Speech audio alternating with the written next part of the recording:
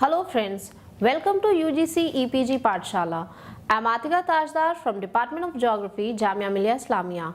Today we'll discuss about supply chain resilience in disaster management. Supply chain is mainly considered as a set of entities that are collected together in order to encompass their necessary resources to address the final consumer needs. According to Douglas H. Norrie, the supply chain encompasses all activities associated with the flow and transformation of the goods from the raw material stage through to the end user, as well as the associated information flows. Materials and information flow both upstream and downstream the supply chain. This definition expands the boundary of the supply chain activities not only to flow of goods but also the information. The need of efficient flow of goods is addressed by a crucial segment of the supply chain logistics, which can be defined as the efficient and cost-effective process of planning, implementation, controlling, and integration of the inventory, warehousing, and distribution systems, as well as the related information to maximize the customer satisfaction and reduce the overall cost as the main part of supply chain process. Logistic and supply chain management in disaster response. Supply chain management, especially in the field of disaster response, encompasses the planning and management of all activities involved in sourcing and procurement, conversion, and all logistic management activities with parallel coordination and collaboration along channel partner, which can be suppliers, intermediaries, third-party service, and providers and customers. Integration and consolidation of resources is more important to have more efficient and effective performance. Supply Chain Management Center of Nimrod University has formulated the most embracing definition, which is demand and supply chain management is the management of a network that link customer and supplier as one single entity with the objective to create value and reduce waste through the voluntary integration and coordination of the objectives of three or more and ideally all the independent parties in the network. Logistic management defined by the Council of Supply Chain Management Professional is as a part of supply chain management that plans, implements, and control efficient, effective, forward and reverse flow and storage of goods, services and related information between the point of origin and the point of consumption in order to meet customers' requirements. This includes inbound and outbound transportation management, fleet management, warehousing, materials handling, order fulfillment, logistic network design, inventory management, supply and demand planning, and management of third-party logistic services providers. Supply chain vulnerability.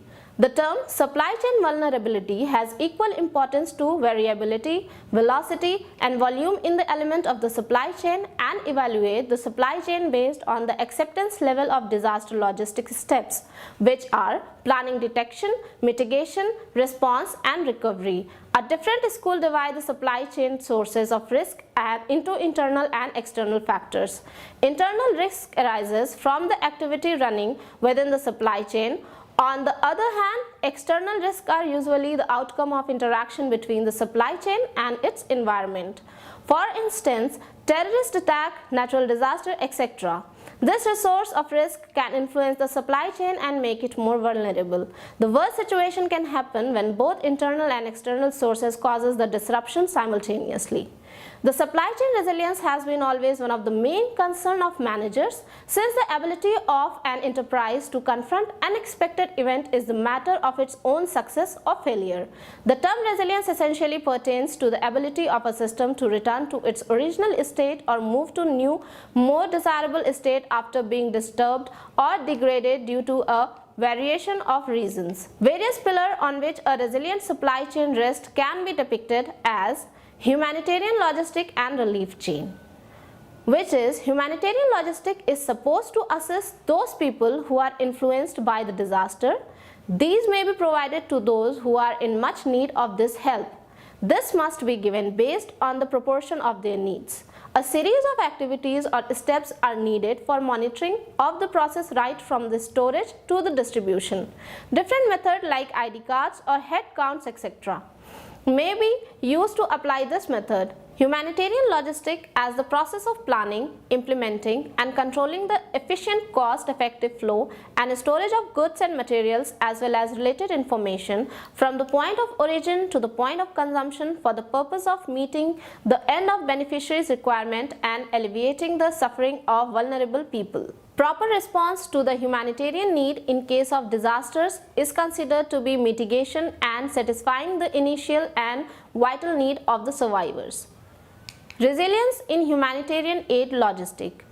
During the relief operation in disaster, the performance of the humanitarian aid supply chain is affected due to the lack of coordination approaches and less joint and holistic supply chain strategies between operation management and human actors. The huge number of involved governmental agencies, non-governmental organizations, UN faculties, international institutes, manufacturers and third-party logistics providers which are various in the nature, size, abilities, specialties and performance demand for coordination, cooperation and well management of the humanitarian role in case of natural disaster. A collective strategy may be able to improve the performance of humanitarian supply chain during disasters. Supply chain vulnerability and resilience. It is important to find those factors that make a system more vulnerable to disruption.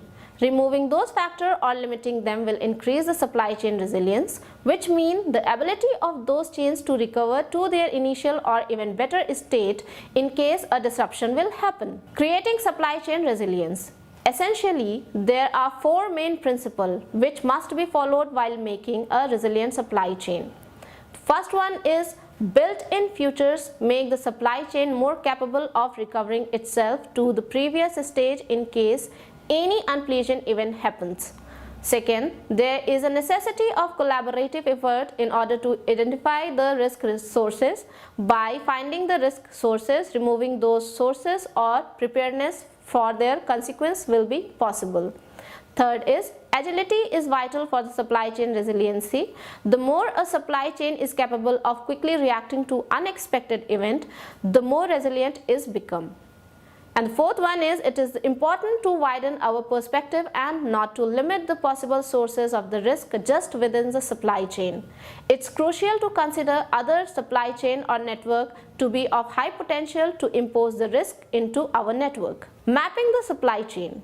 To realize weaknesses of the supply chain, it is crucial to picture it flawlessly. By detecting the bottleneck and limitation, there are some characteristics that are make a strain for the supply chain, which is long lead times, monopoly in supply, lack of visibility, and association of a link or node to high level or etc. Single sourcing approach in supply can reduce the cost and facilitate the quality control procedure. However, single sourcing increases the vulnerability of supply chain. All the entities that are moving toward resiliency must take this act into consideration that a balance between cost orientation and resiliency tendency must exist. Supply chain strategy must not limit the entity within the chain. Pure cost-oriented supply chains may look successful from the financial perspective, but in case of any interruption, the consequences of the unexpected event can be severe and may impose vast amount of cost to them. Creating risk management culture. Risk management culture must be created in the wider perspective and through the whole network. Supply chain risk assessment must be also done to realize the vulnerable nodes and links. Finally, a risk management that must exist within the business to frequently update the supply chain risk information. The presented factors must be prioritized or crucial in designing improving the supply chains, because in case of natural or man-made disaster, a vulnerable supply chain can intensify the consequences of the disaster and increase the risk of losing more human lives. These trends are quickly growing world population and the larger concentration of assets in high-risk areas combine to create an environment in which natural disasters are increasing in frequency and intensity. The main challenges after disaster happening is how to get the right amount of resources to the place of disaster to cover the initial need of survivors in less amount of time, which is the task of relief supply chain management team. Coordination and decision issues.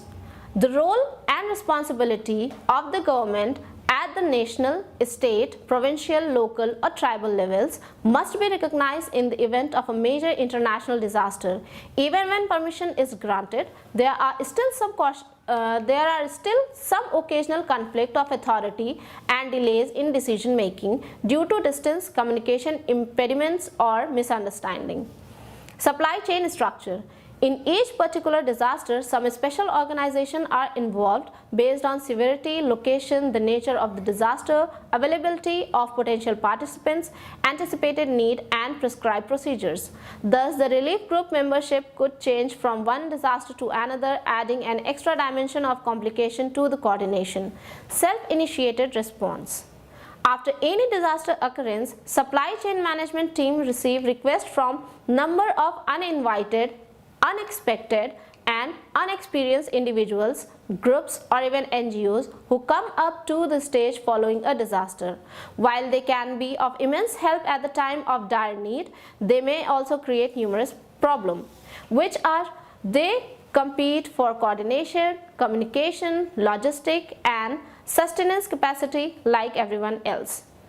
They often need more coordination efforts since they did not participate in any prior planning efforts.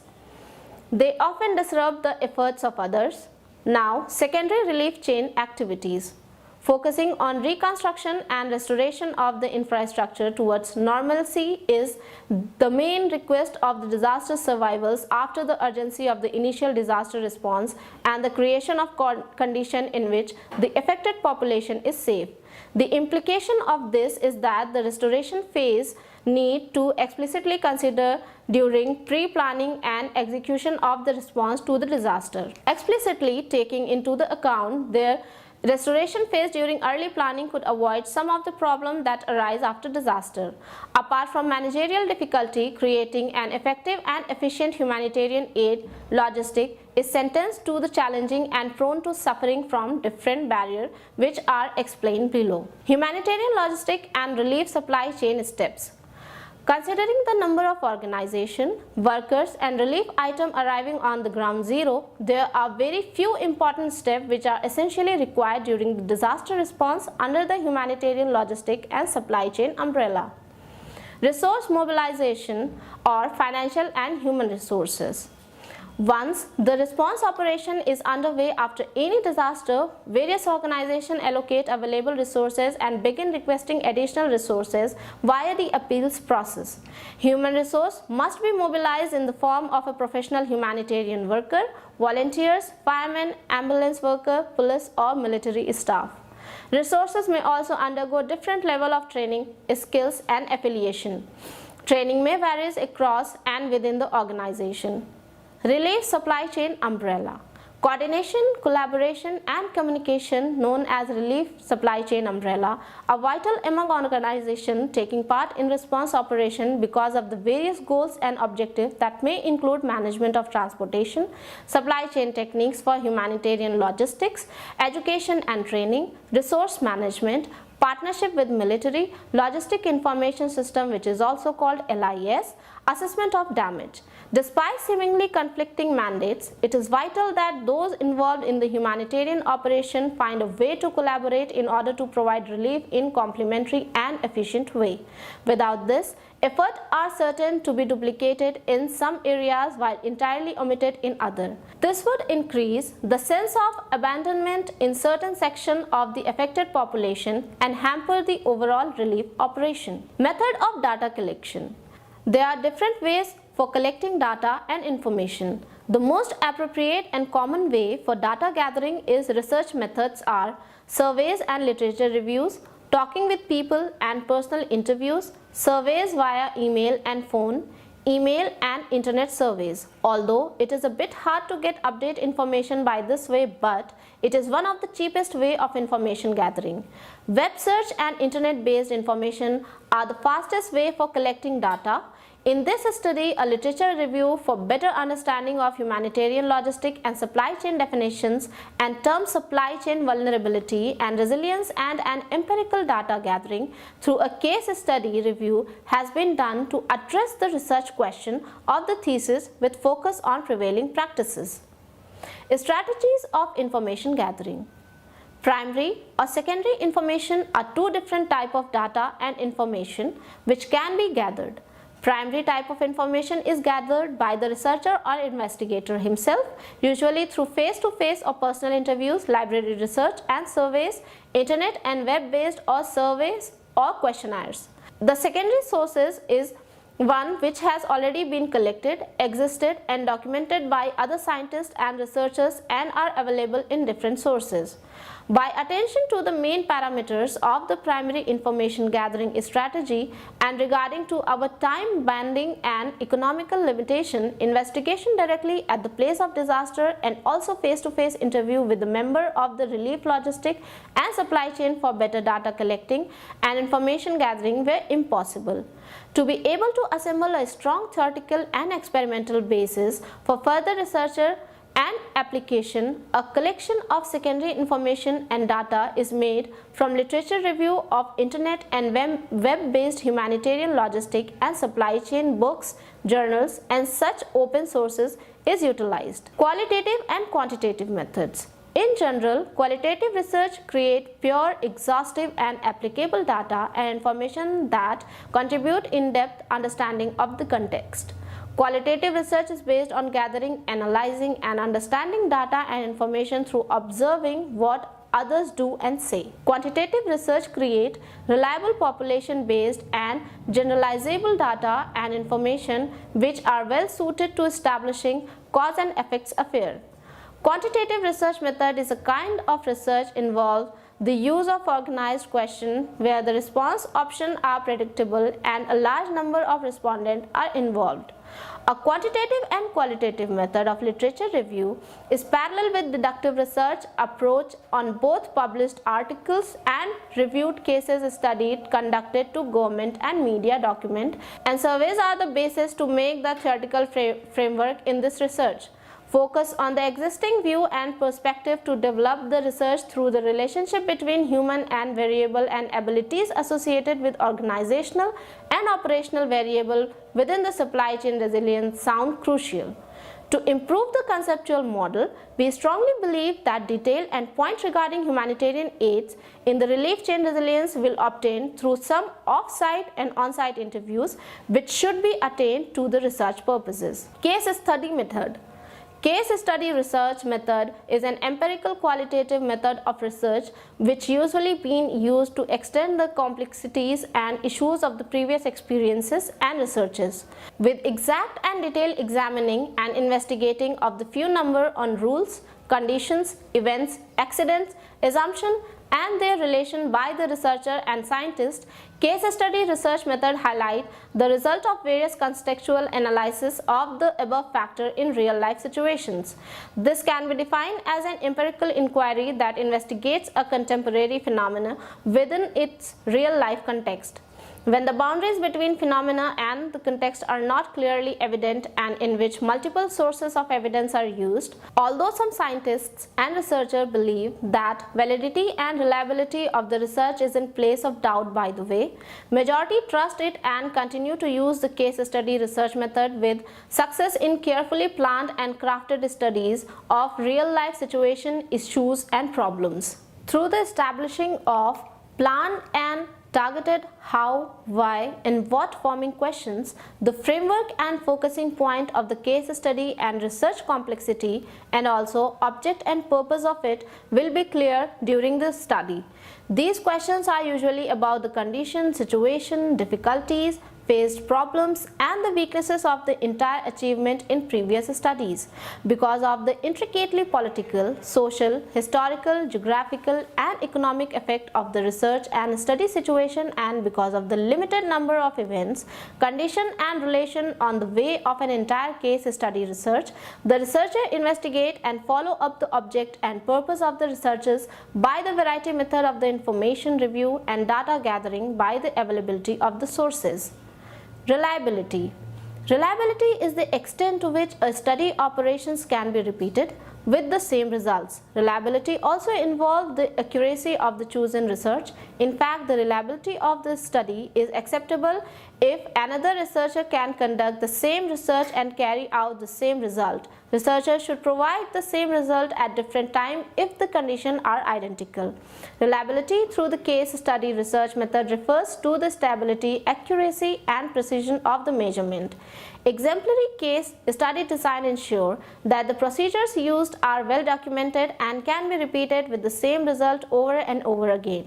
This research was performed in both theoretical and practical perspective, and we tried to use more scientific literature also, more case studies, therefore an acceptable level of reliability could be verified. Evidently, statistically and quantitative method of research are not quite suitable for this kind of case study research, as reviewing the literature and documented cases related to humanitarian, logistic and relief supply chain. This research also invite other students of logistic and supply chain to make further work and investigation on different perspective of humanitarian logistic, humanitarian supply chain, relief supply chain and their improvements. Thank you.